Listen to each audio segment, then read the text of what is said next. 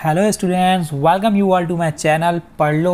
और आज हम करने वाले हैं चैप्टर नंबर 3 एक्सरसाइज 3.3 के क्वेश्चन नंबर 2 के जो पार्ट्स आगे के हैं, 3rd, 4th और 5th। इसके पहले के क्वेश्चंस हमने ऑलरेडी कंप्लीट कर लिए हैं। प्लेलिस्ट बनी हुई है हमारे चैनल में, जाके आप देख सकते हैं। अगर आप चैनल पर नए हैं तो इस चैनल को जल्दी सब्सक्राइब भी कर लीजिए ताकि आपको आगे के सॉल्यूशंस कंटिन्यूसली मिलते रहें। हम यहाँ पे मैथमेटिक्स से रिलेटेड बहुत सी चीज़ सीखने वाले हैं। तो चलिए आज हम इस क्वेश्चन की बात करते हैं। क्वेश्चन नंबर 2 के 3rd, the sum of digits of a 2-digit number is 9 and also the 9 times this number is twice the number obtained by reversing the order of digit. Find the number. इस question में 2 digit number की बात कर रहा है। जब भी 2 digit number की बात करेगा तो वो होगा 2 डिजिट नंबर होता क्या है, एक ये होगा x y, इस फॉर्म में होगा ये 2 डिजिट नंबर। जब भी डिजिट्स की बात करेगा तो ये x एक डिजिट है, x एक डिजिट है और y भी एक डिजिट है। ये जो x है ये हमारा कहलाएगा 10th डिजिट, और ये जो y जो कहलाएगा ये कहलाएगा हमारा 1st डिजिट, है ना। ये डिजिट्स की बात किया। लेकिन अगर नंबर की बात करेगा, एक प्रॉपर नंबर की बात करेगा, किसकी, 2 डिजिट नंबर की, तो उसका जो एक्चुअल फॉर्म होता है वो होता है 10x + y। ये होता है हमारा 2 डिजिट नंबर का फॉर्म। जैसे कि अगर मैं आपकी बात करूं 24 की, तो ये 24 का जो फॉर्म एक्चुअल में वो है क्या, वो है ये 2 × 10 + 4, मतलब 10x + y। ये 10 है, ये मेरा x है, ये मेरा y है, तो ये क्या मिलेगा, ये मिल जाएगा मिलके 24, है ना। तो ये इसका क्या है, एक्सपेंडेड फॉर्म है। मतलब 2 डिजिट नंबर की अगर बात करेगा तो उसका एक्सटेंडेड फॉर्म हमेशा क्या रहेगा, 10x + y के फॉर्म में रहेगा। ये आपको दिमाग में बैठाना है इस क्वेश्चन में, ठीक है। और जब भी डिजिट्स की बात करेगा तो हम क्या लेंगे, एक x लेंगे और एक y लेंगे, मतलब एक 1st डिजिट और एक 10th डिजिट। अब मुझे डिजिट पता नहीं है, मुझे नंबर भी पता नहीं है, तो हम क्या करेंगे, सबसे पहला काम क्या है, लेट करना। क्योंकि हमें नहीं पता तो हम क्या करते हैं, उसको हम एज्यूम करते हैं। तो चलिए इस क्वेश्चन पे अब आते हैं।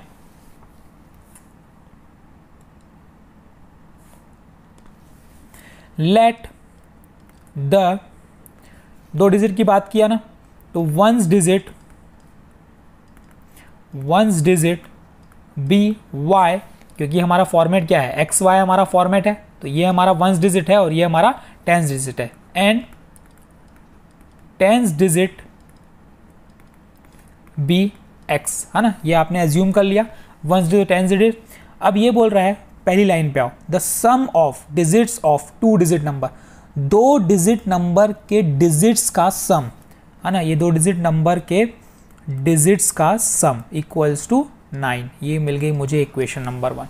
2 डिजिट नंबर एक्स वाई है, उनके डिजिट्स क्या है, एक्स और वाई, उनका सम दे दिया है 9, तो हमने लिख लिया कि भाई वो 9 है। चलिए आगे बढ़ते हैं। Also 9 time this number. अब मैं बात करूंगा नंबर की।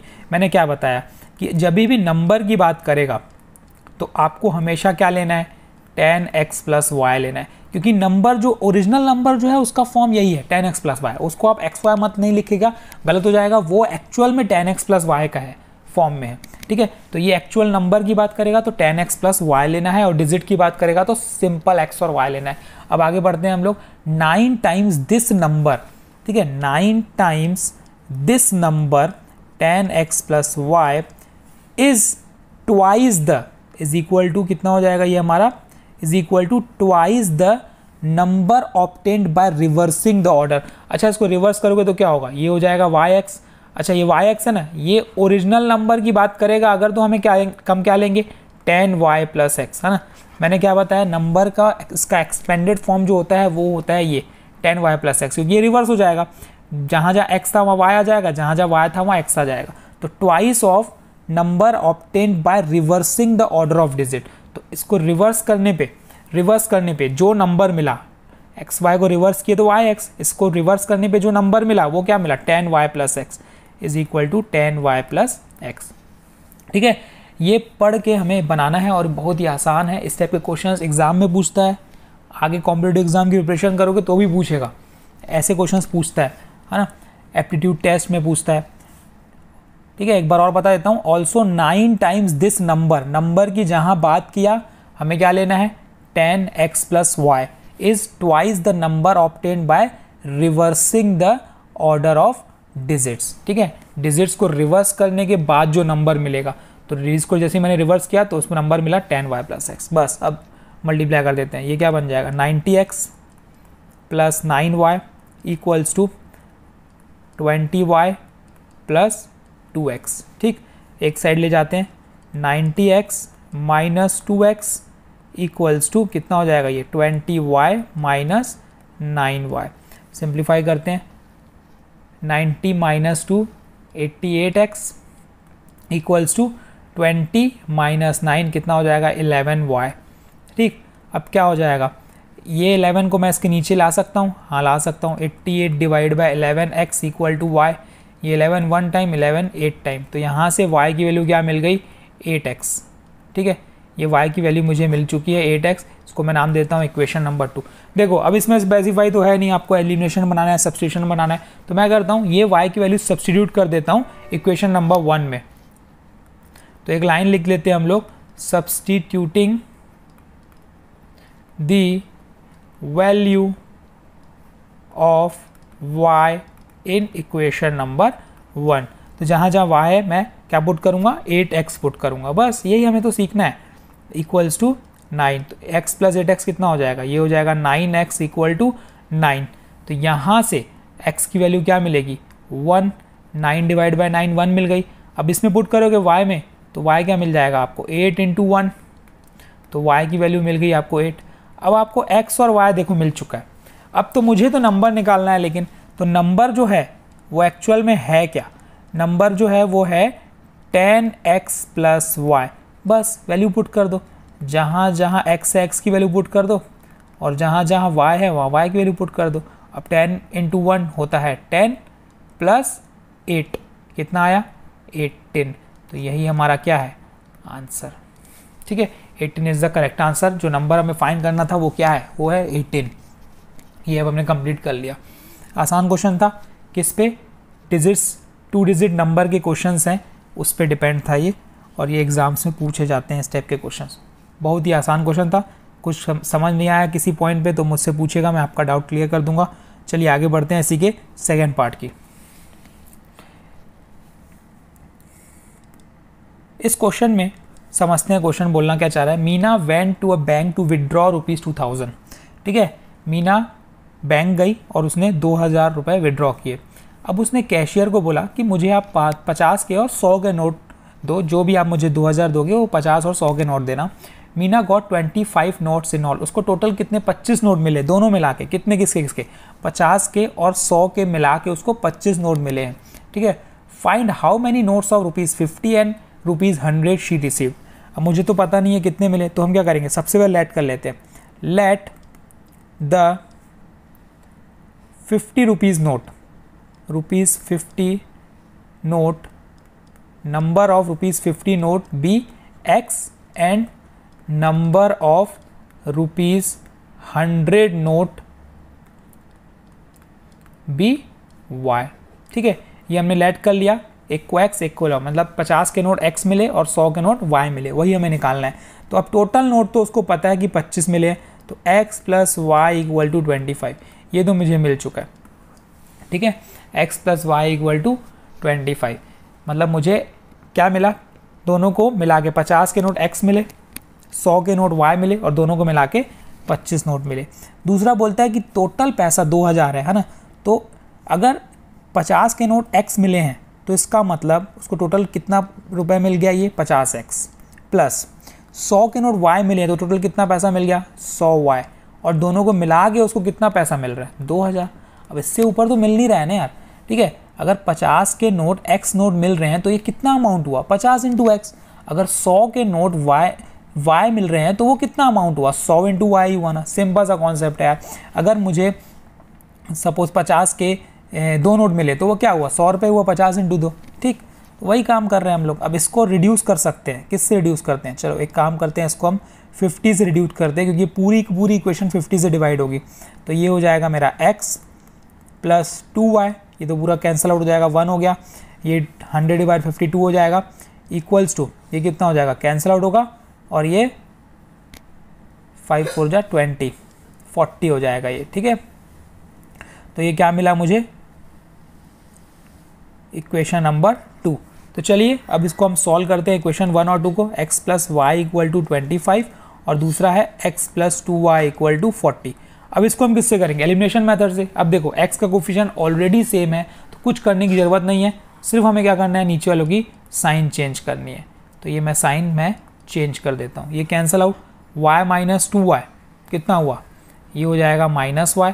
25 माइनस 40 कितना हो जाएगा? Equals to minus of 15। ठीक, तो y की वैल्यू कितनी आ गई? 15। अब मुझे y मिल चुका है, बहुत ईजी था, तो मैं पुट कर देता हूँ। Putting the value of y in equation number 1। ठीक है, जहाँ जहाँ y है मैं 15 पुट कर देता हूँ, इक्वल्स टू 25। तो x की वैल्यू कितनी आ गई?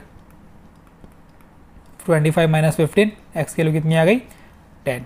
ठीक है, तो इसका मतलब 50 रुपीज़ नोट जो हैं वो कितने हैं? 10 है, और 100 रुपी नोट कितने हैं? वो 15 है। तो यही हमारा क्या है? आंसर। ठीक है, तो ये हमने कंप्लीट कर लिया। बहुत ही आसान क्वेश्चन था। सिर्फ और सिर्फ आपको स्टेटमेंट पढ़ के उसको मैथमेटिकल एक्सप्रेशन में चेंज करना है, इक्वेशंस में चेंज करना है, बस। अगर आपने सीख गए तो आपसे क्वेश्चन ईजिली बन जाएगा। और ये तो बहुत ही आसान है यार, क्वेश्चन पढ़ो और उसको इक्वेशन में बदलो, इतना आसान तो है, कुछ टफ नहीं है इसमें। चलिए इसी के आगे क्वेश्चन की बात करते हैं। A lending library has a fixed charge for the first 3 days. पहले 3 दिन का जो चार्ज है वो फिक्स्ड रहेगा। सिंपल सा कॉन्सेप्ट है। An additional charge for each day thereafter. अब उसके आगे जितना भी डे आप रखते हो, ठीक है, उसका आपको पैसा लगेगा। Simple concept. Sarita paid ₹27 for book cab for 7 day. उसने 7 दिन तक रखे। अब जो ये 27 रुपीज़ है, ये 2 कैटेगरी में डिवाइडेड है। एक तो फिक्स्ड चार्ज है ना, एक तो फिक्स्ड चार्ज, ये तो आपको देना ही देना है। दूसरा आपको वो देना है पर डे के हिसाब से, कॉस्ट पर डे। ठीक है, मतलब टोटल मनी 2 चीज़ में डिवाइडेड है। तो मुझे ये दोनों नहीं पता है, ये भी नहीं पता है और ये भी नहीं पता है। मुझे यही निकालना है, find the fix charge and charge for extra per day. तो मैं क्या लूँगा? इन दोनों को क्या करूँगा? एज्यूम करूँगा, दोनों को मैं लेट करूँगा। तो चलिए करते हैं। Let the fixed charge be ₹X and charge per day. ठीक है, वो हो गया मेरा Y रुपीज़। अब पढ़ो। Sarita paid ₹27 for a book cab for 7 day. 7 दिन तक उसने बुक रखा है, तो उसको वो कितना पैसा पे की? 27 रुपये पे की। तो X तो वो देगी प्लस 7 दिन की। ठीक है, फर्स्ट 3 डेज का उसने X पैसा दे दिया। अब बाकी उसके पास कितने दिन बचे?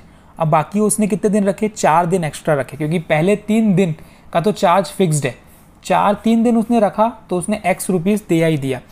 आगे के 4 दिन जो बचे उसका कॉस्ट कैसे निकालोगे? चार्ज एक्स्ट्रा पर डे कितना है? Y।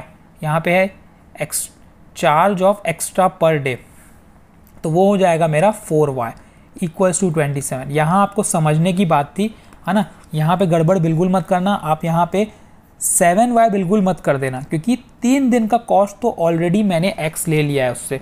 अब बाकी कितने दिन का कॉस्ट बचा? सिर्फ 4 दिन का ही कॉस्ट बचा ना, तभी तो मैं उसको 4 × Y से मल्टीप्लाई करूँगा। ठीक है, ये क्या है? Charge for each extra day है। ये charge for each extra day, 3 दिन के अलावा जो है। ठीक, तो अब आगे बढ़ते हैं। While sushi paid 21 for the bag she gave for 5 days. अब 3 दिन का तो उसने X दे दिया है, कोई दिक्कत नहीं। अब इसके कितने दिन बचे? सिर्फ और सिर्फ 2 दिन बचे। तो 2 दिन बचे तो उसने कितना पैसा दिया होगा? उसने 2Y। ठीक है, इक्वल्स टू 21 टोटल अमाउंट। ये आ गई इक्वेशन नंबर 2। आसान है, कुछ टफ नहीं था। ठीक है, 3 दिन का पैसा ऑलरेडी दे चुकी थी वो X है। बाकी कितने दिन बचे? 2 दिन बचे, तो 2 दिन का कॉस्ट उसने कितना दिया? Y के हिसाब से कॉस्ट दिया है, तो 2 × Y। अब ये दोनों को हम सॉल्व करेंगे एलिमिनेशन मेथड से। ठीक है, ऑलरेडी X के कोफिशिएंट सेम है, कोई दिक्कत नहीं। नीचे की साइन बदलनी पड़ेगी, तो ये cancel out. 4Y minus 2Y that is 2Y equals to 27 minus 21 कितना हो गया? 6। तो Y की वैल्यू कितनी आ गई? 6 डिवाइड बाई 2, 2 1 टाइम, 2 3 टाइम। तो ये Y की वैल्यू यहाँ से आ चुकी है सिर्फ और सिर्फ 3। बहुत ही आसान है। अब तो दोनों में से किसी भी में पुट कर देते हैं। Putting the value of y in equation number 1। ठीक, तो ये बन जाएगा मेरा x plus 4 into 3 equal to 27। तो x प्लस 12 इक्वल्स टू 27। यहाँ से x के लिए कितनी हो जाएगी 27 माइनस 12। x आ गया मेरा कितना, 7 में से 2 गया 5, 1 तो 15। अब सोचो फिक्स्ड चार्ज कितनी हो गई, फिक्स्ड चार्ज कितनी हो गई 15 रुपये। ठीक है, ये आंसर आ गया मेरा 15 रुपये। और दूसरा charge for each extra day, ये कितना हो गया, कितना ही ले रहे हैं भाई, वो y था तो कितना हो गया 3 रुपये। क्वेश्चन बहुत ही सिंपल था, आसान था। ठीक है, घबराने की बिल्कुल ज़रूरत नहीं थी, आपसे इजीली बन जाता। फिक्स्ड चार्ज 3 दिन का ऑलरेडी डिसाइडेड है। ठीक है, और उसके आगे जितना उसने रखा बुक उसके हिसाब से उसने पैसा लिया। ठीक है, वो था y, तो वो 3 रुपये थे जो कि हर दिन एक्स्ट्रा जिसने रखा। और फिक्स्ड चार्ज कितना है, वो 15 रुपये है जो कि आपको देना ही देना है 3 दिन का। तो चलिए अब हमने कंप्लीट कर लिया। इसी के साथ पूरा चैप्टर हमारा ये आज कंप्लीट होता है। एक्सरसाइज 3.3 हमने कंप्लीट कर ली। अगर इस पूरे चैप्टर में आपको कोई भी कन्फ्यूज़न है तो मुझसे पूछेगा। अभी एनसीईआरटी के सारे सॉल्यूशंस हो चुके हैं, सारे क्वेश्चंस के ये सॉल्यूशंस हो चुके हैं। अब आगे मैं आपको कल से आरडी शर्मा के क्वेश्चंस कराने वाला हूँ इसी चैप्टर के। ठीक है, और सैम्पल पेपर्स के क्वेश्चंस भी हम करेंगे जो सीबीएसई ने दिए हैं इस साल 2023-24 के लिए। सबसे पहले हम वो सॉल्व करेंगे और उसके बाद हम आरडी शर्मा के क्वेश्चंस पे आएंगे कंटिन्यूसली। तो अब ये 3 चैप्टर हमारे कंप्लीट हुए हैं, फर्स्ट, सेकंड और थर्ड। अगर आपने नहीं देखे तो हमारे चैनल में जाइए, आप देख सकते हैं। और अगर आपको और सॉल्यूशंस चाहिए, कंटिन्यूसली आपको सॉल्यूशन चाहिए, तो इस चैनल से जुड़ जाइए, शेयर कर लीजिए अपने दोस्तों में, ताकि आपको कंटिन्यूसली चीज़ें मिलते रहे मैथमेटिक्स से रिलेटेड। और भी बहुत सारी चीज़ें हैं आपको इस चैनल पे मिलेंगी। तो thank you, all the best. और प्रैक्टिस करना मत भूलिएगा, प्रैक्टिस हमेशा कर दीजिएगा मैथमेटिक्स को अगर स्ट्रॉन्ग करना है तो। बाकी मैं बैठा हूँ, आपको कोई डाउट है तो मुझसे पूछिए, मैं डाउट क्लियर करूँगा। Thank you and all the